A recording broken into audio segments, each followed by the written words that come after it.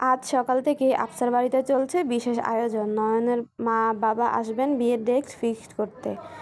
কাল রাতে বাড়ির সবার সাথে আলোচনা শেষে মুহির আফসার এই সিদ্ধান্ত নিয়েছেন। বাড়ির ৩ বউ রান্নাঘরে ব্যস্ত, আফসার বাড়ির ৩ কর্তা ব্যস্ত বাজার সদাই নিয়ে। বাবা চাচুরা কেউ অফিস যেতে পারবে না, তাই মাহির সকাল সকাল অফিসে চলে গেছে। যদিও আজ অফিসে যাওয়ার কোনো প্ল্যান ছিল না মাহিরের, জরুরি একটা মিটিং পড়ে যাওয়ায় অগত্যা এখন তাকে যেতে হচ্ছে। যদিও নয়নের বাবা মা আসার আগেই মাহির এসে পড়বে। মধু ব্যস্ত নয়নের সাথে কথা বলায়। মিহির আজকে ক্লাস টেস্ট আছে, তাই তাকে যেতে হবে স্কুলে। মাহির ব্রেকফাস্ট শেষ করে রওনা দেবে। এমন সময় মিহির ডাকে পিছনে ফিরে তাকালো মাহির। মাহির ভাই, আমাকে আজকে দিয়ে আসবে স্কুলে? ঘুমে টুলো চোখের দিকে তাকিয়ে মাহির বলল, খেয়েছিস তুই? রান্নাঘর থেকে মাহিরের মা বলে উঠল, মাহির একটু দাঁড়িয়ে মেয়েটাকে নিয়ে যা বাবা। মাহির তার মায়ের উদ্দেশ্যে বলল, ওকে তাড়াতাড়ি খাইয়ে পাঠাও, আমি গাড়ি বের করছি। বলতে বলতে মাহির বাইরে চলে গেল। মিহির বড় মা এসে ওকে জোর করে একটা পরোটা খাইয়ে দিয়ে আবার চলে গেল রান্নাঘরে। মিহি নাস্তা শেষ করে রুমে এসে প্রয়োজনীয় জিনিস নিয়ে নামতে নামতে বাহির থেকে স্পষ্ট শুনতে পেল গাড়ির হর্নের শব্দ। পরিমরি করে ছুটল সেদিকে। রান্নাঘর থেকে মিহির মা বলে উঠল, আরে আস্তে যা, পড়ে যাবি তো। কে শুনে কার কথা? যার উদ্দেশ্যে বলল সে শুনল তো। মাহির অন্যান্য দিন বাইক নিয়ে বের হলেও আজকে সে বাড়ির গাড়ি নিয়েই বের হচ্ছে। মিহি পেছন থেকে উঠে যেতেই মিহির উদ্দেশ্যে দাঁতে দাঁত চেপে বলল, আমাকে কি তোর ড্রাইভার মনে হচ্ছে? মিহি নিজের করা বোকামি বুঝতে পেরে জিভ কাটল। মনে মনে নিজেকে বকতে বকতে গাড়িতে উঠল। মিহিরকে উদ্দেশ্য করে বলল, সিট বেল্ট? মিহি বলল, লাগবে না। মাহির জানতো মিহি এটাই বলবে, তাই নিজেই ও সিট বেল্টটা বেঁধে দেওয়ার জন্য একটু ঝুঁকল। মাহিরকে ঝুঁকতে দেখেই মিহিরের কাঁপাকাঁপি বেড়ে গেল। মাহির সিট বেল্ট বেঁধে দিয়ে নিজেরটা বাঁধতে বাঁধতে বলল, আমি কি তোকে খেয়ে ফেলছি? খাচ্ছি না তো, তাহলে এত গাঁদছিস কেন গাধা? মাহিরের কথা শুনে মিহির চকিতে লাগলো। ডাগর ডাগর চোখের পাতা ঝাপটে ঝাপটে বলল, আমি কি গাধার মতো দেখতে মাহির ভাই? আপনি আমাকে গাধা বললেন কেন?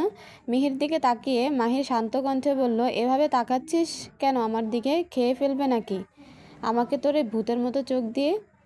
মিহি খানিকটা আহত হলো। গাড়ির জানালা দিয়ে বাইরে তাকিয়ে ব্যথিত কণ্ঠে বলল, তাড়াতাড়ি চলুন, না হলে আমার দেরি হয়ে যাবে।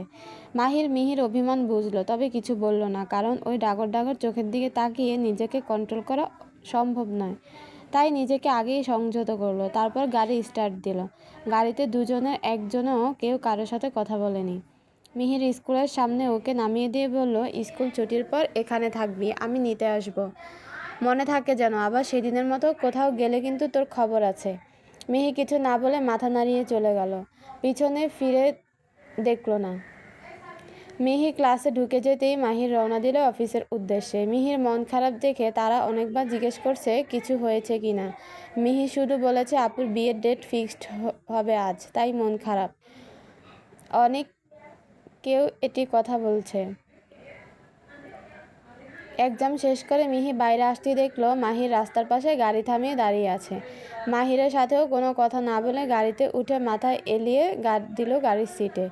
মাহির গাড়িতে ঢুকতেই মিহিকে দেখে খানিকটা চিন্তায় পড়ে গেল।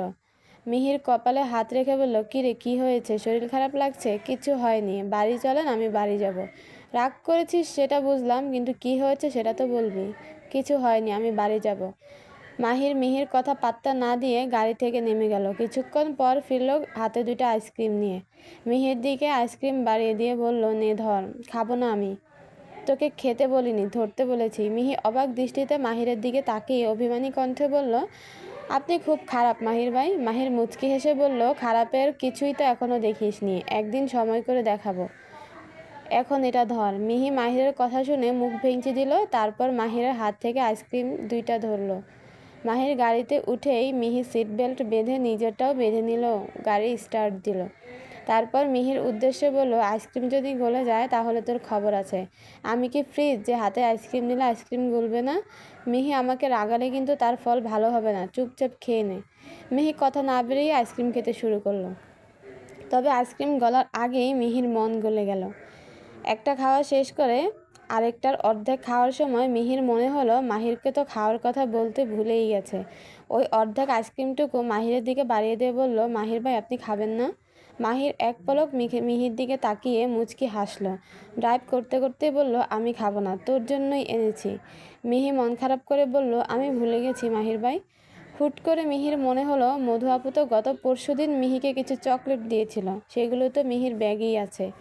তারাকে দেবে ভেবেছিল, আজ মন খারাপ থাকায় সেগুলো তো দিতে পারেনি।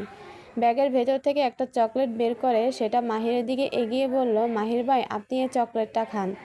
এখন খাবো না। মিহি মাহিরের কথা না শুনে চকলেটের প্যাকেট খুলে চকলেটটা মাহিরের মুখের সামনে ধরে আদুরে ভঙ্গিতে বলল, এবার খান প্লিজ। মাহির মিহির কাণ্ডে হেসে ফেলল। তারপর মিহির হাত থেকেই একটা বাইট নিল, বাকিটা মিহিকে খেয়ে ফেলতে বলল। মিহি বাকি চকলেটটুকু খেয়ে নিল।